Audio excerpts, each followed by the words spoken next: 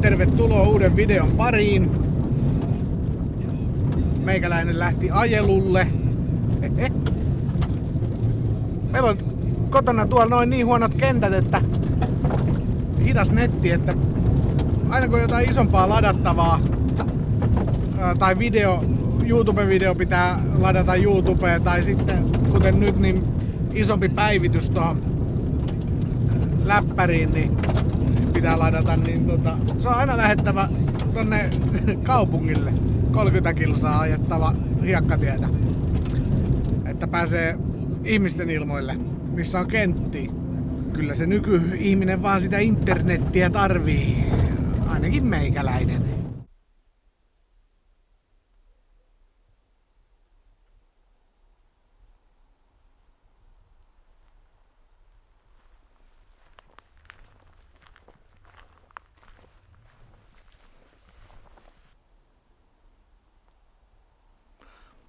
Jännän kuuloisia lintuja, tollasia tosi hiljainen.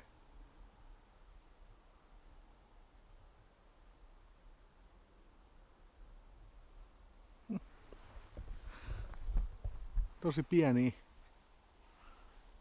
lintuja. No joo. Mä oon jossain, mulla ei mitään haju missä mä oon. Mä tulin johonkin metän reunaa tänne. Ajelin tollaista pientä tietä, tosi mutkikas tie. Tästä menee tästä järven ympäri. Läppäri tossa latailee ja asentelee. On tää kyllä. On tää kyllä. Nyt on muuten ensimmäinen tällainen oikeesti niin kuin selkeästi viileä syksyinen ilma, syksyinen päivä. Melkein väittäisin, että se terminen syksy, niin sanottu terminen syksy, alkoi tänään, koska nyt on sellainen, että nenä on vähän viileä ja näpit on vähän silleen kylmät. Ei tää nyt jäädy vielä, ei nyt niin kylmää, mutta selkeästi semmonen enemmän luihin menevä kylmyys. Ja tästä se oli muuten aamulla auton ikkunatkin jäässä, että joo, ei ole Hymerin vesitankissa ei ole vettä, että ei tarvi siitä huolehtia. Eikä litiumakussa ole latausta päällä, että siitäkään ei tarvitse huolehtia.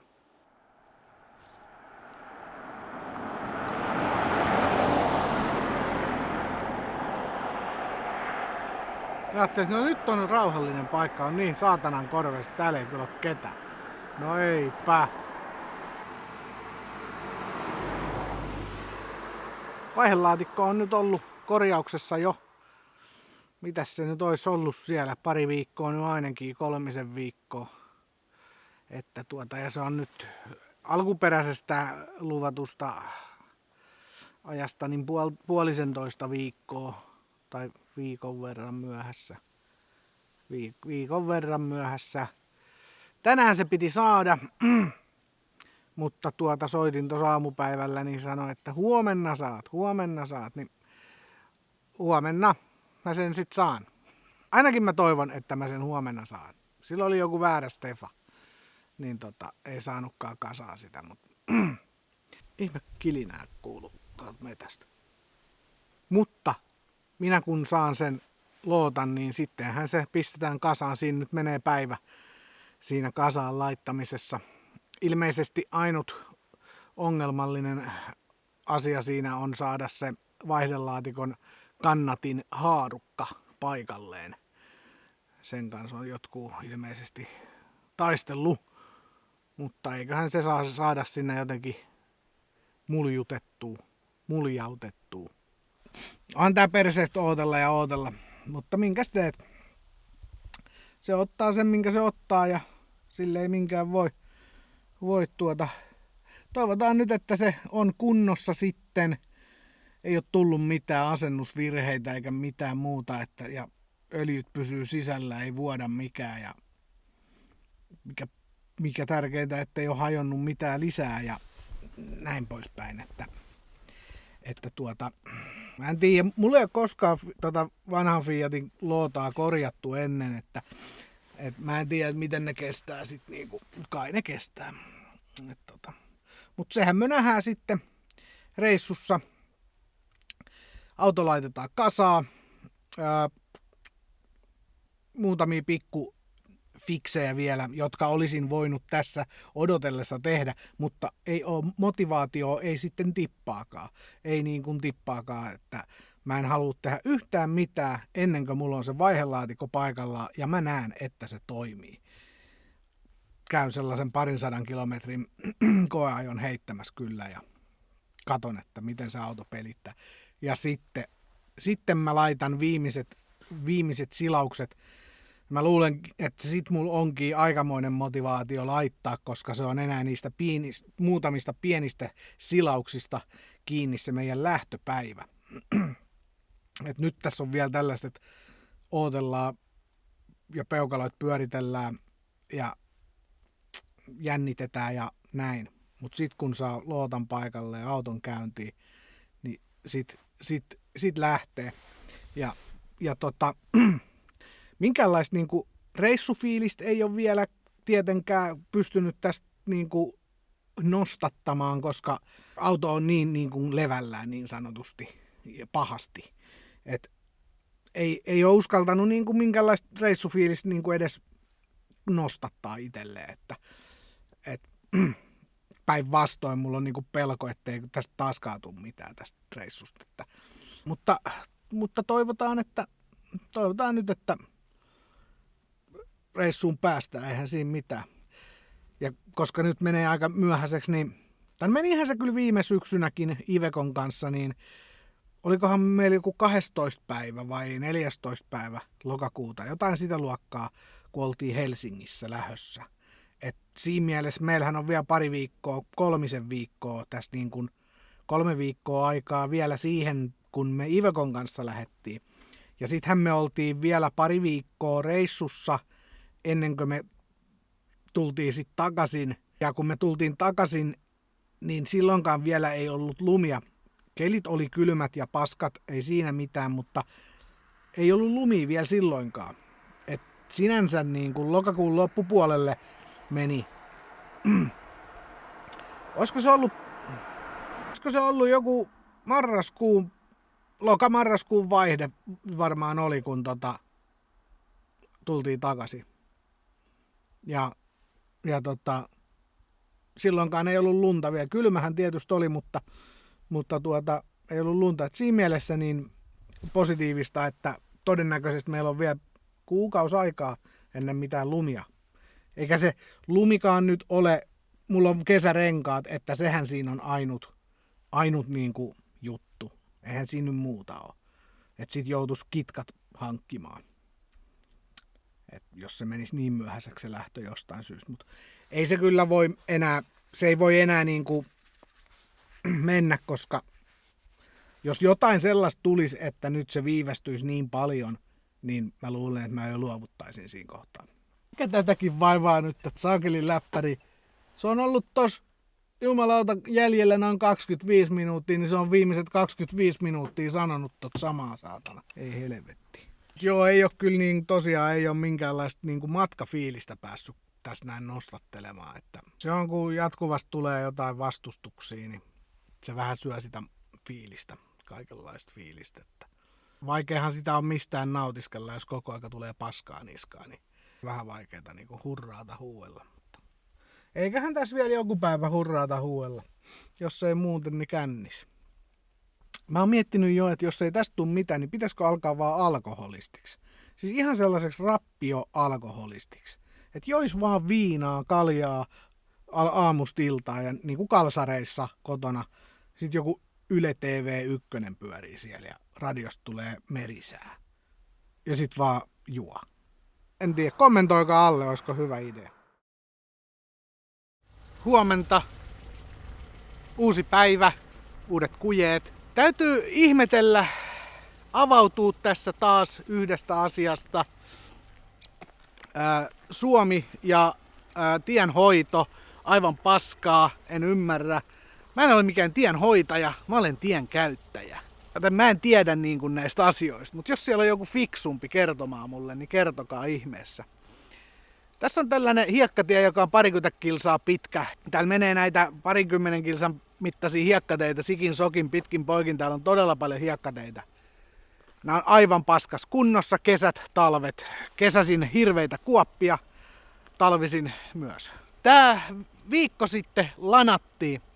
Eli raavittiin pintakerros auki, lanattiin, tuli hyvä. Se on aina sen hetken aikaa hyvä. No sitten, oliko seuraava päivä vai parin päivän päästä, ne levitti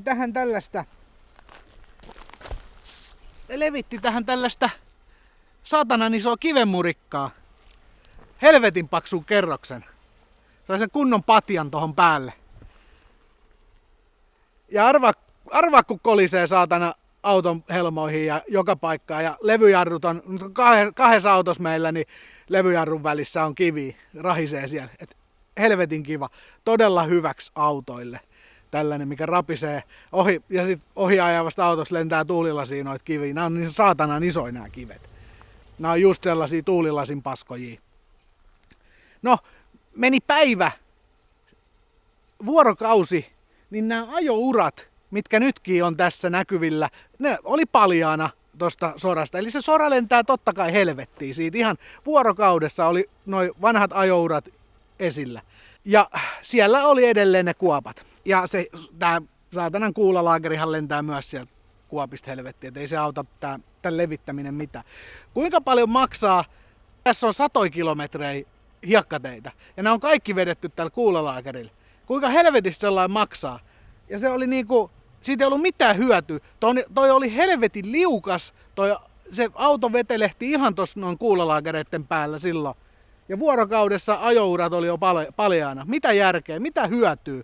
Ja nyt viikko, kun nämä on levitetty niin tuolla tuli taas aura-auto. Se aura-auto vetää tuolla noin nyt, lanaa tätä uudestaan. Kuorii, lanaa kaiken. Et mitä helvettiä? Et en ymmärrä yhtään.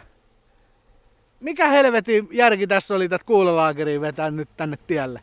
En ymmärrä niinku yhtään. Ei kai siinä, jos täällä Hartolan kunnalla on niin helvetistä ylimääräistä rahaa. Tai kuka nää nyt maksaakaan, niin levitellä noit hiekkoja rekkatolkulla tänne teille. Ja mistä ei ole niinku mitään hyötyä. Mä en ymmärrä yhtään, että mitä helvettiä. En tiedä. Aivan järjetöntä. Tällaista tää tienhoito täällä Suomessa näköjään on, että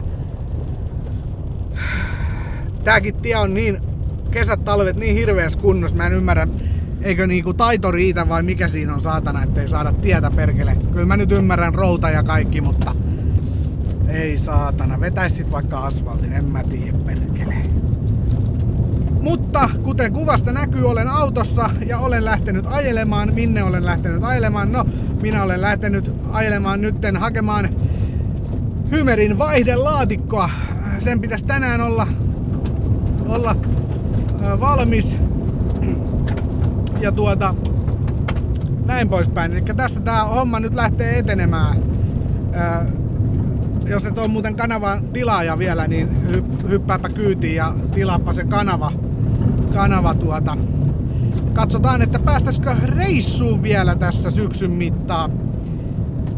Että miten vaihdelaatikko nyt sitten toimii.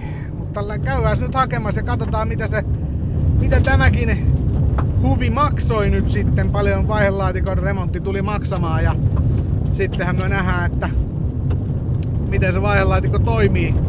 Kuinka kauan se toimii ja niin poispäin. Täytyy hakea tosta Tampereen jostain Motonetista niin vaihdelaatikkoöljy.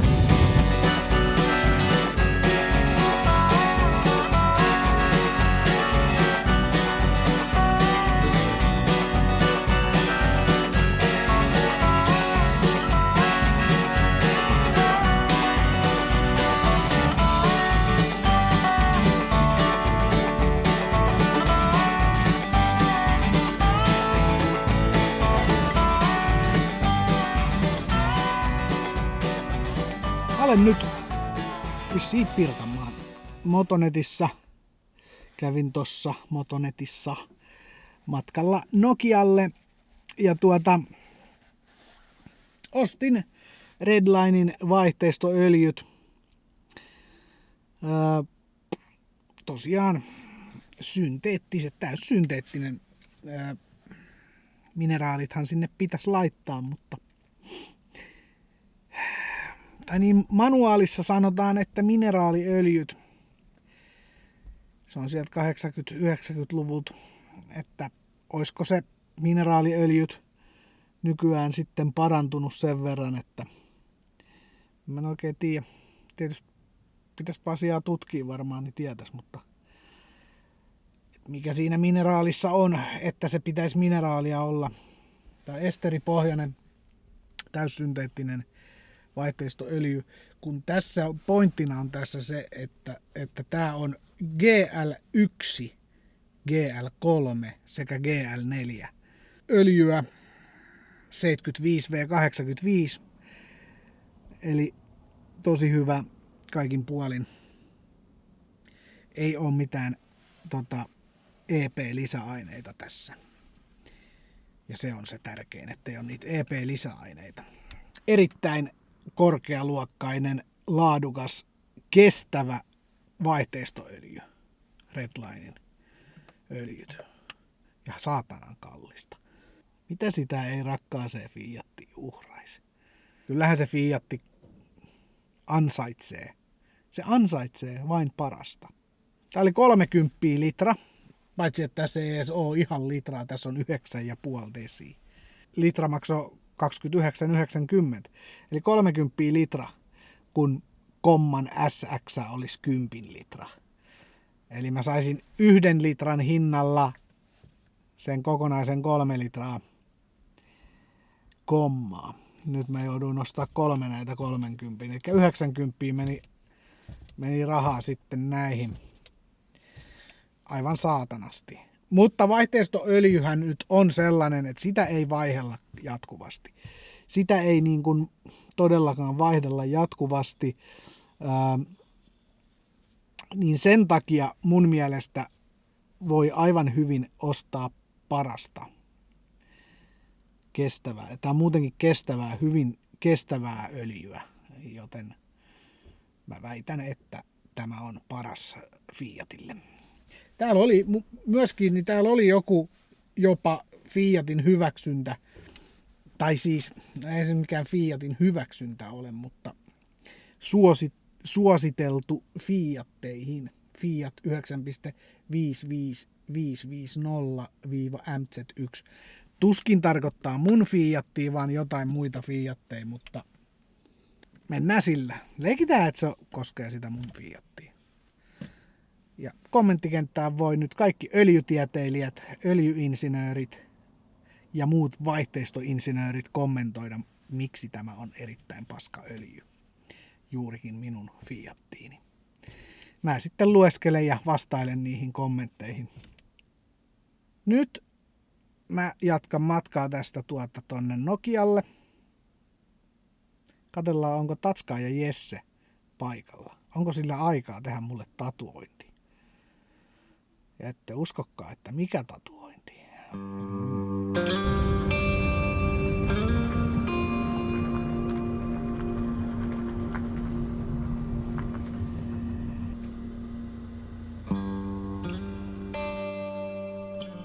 Onko se vaan mä? Vai onko muidenkin mielestä toi R-kioskin uutuus Nyyttipulla vähän perversin näköinen? Mä en tiedä, jotenkin se mun mielestä on. Siinä on jotain. Jotain siinä on. En sit tiedä.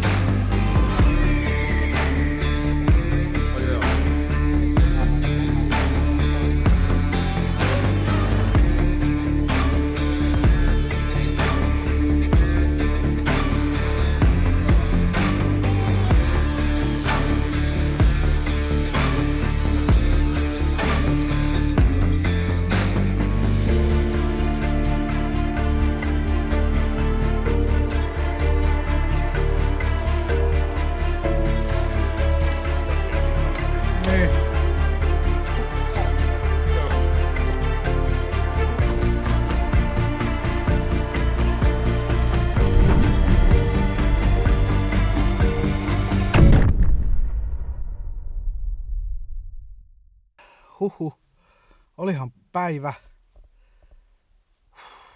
Tampereen reissu 12 tuntia.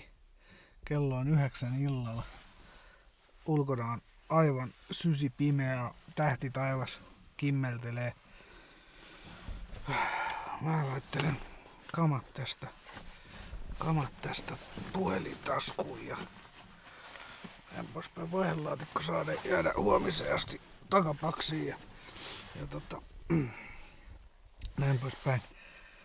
Mutta tulipahan nyt haettua vaihelaatikko ja 450 makso vaihelaatikon remontti. Ei paha hinta, toivotaan että kestää. Ja tulipahan otettua myös tatuointi. Että upea tatuointi, upea tatuoija Jesse Sampo Tampereella, Nokialla siis. Käykää, oliko se tatuointikioski vai mikä se oli? Jos tarvitte tatuointia, niin sieltä löytyy. Auton logot ja iskulauseet teille tatuoi Jesse Sampo. Joo, tällainen jutska. Tällainen reissu nyt tällainen.